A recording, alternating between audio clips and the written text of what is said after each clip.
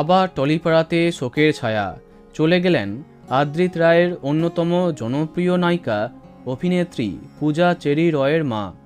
ওপার বাংলার অত্যন্ত জনপ্রিয় নায়িকা পূজা চেরি, তবে এপার বাংলাতেও তার অসংখ্য অনুরাগী আছে। আদ্রিত রায়ের সাথে নূরজাহান, প্রেম আমার 2 পরস্পর দুটি জনপ্রিয় ছবিতে তাকে দেখেছে দর্শক। যাই হোক, এবার তার জীবনে নেমে এলো শোকের ছায়া। পূজা চেরি রয়ের মা ঝর্ণা রায় অনেক দিন ধরে অসুস্থ ছিলেন। ডায়াবেটিস সহ বিভিন্ন রোগে তিনি ভুগছিলেন, তাই হসপিটালে ওনাকে ভর্তি করা হয়।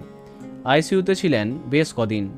তারপর অবস্থার সামান্য উন্নতি হলে তাকে বাড়ি আনা হয়, কিন্তু শেষ রক্ষা আর হয়নি।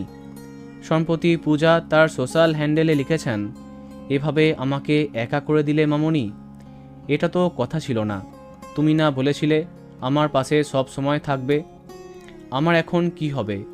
কত কথা জমা হয়ে আছে। ভেবেছিলাম তুমি সুস্থ হলে সব গড়গড় করে বলবো। এক কথায় মাকে হারিয়ে শোকে পাথর অভিনেত্রী পূজা চেরি রয়। বন্ধুরা, ভিডিওটি এইটুকুই। বাংলা বিনোদনের অন্যান্য আরও খবর পেতে সাবস্ক্রাইব করো কারেন্ট পজ। ধন্যবাদ।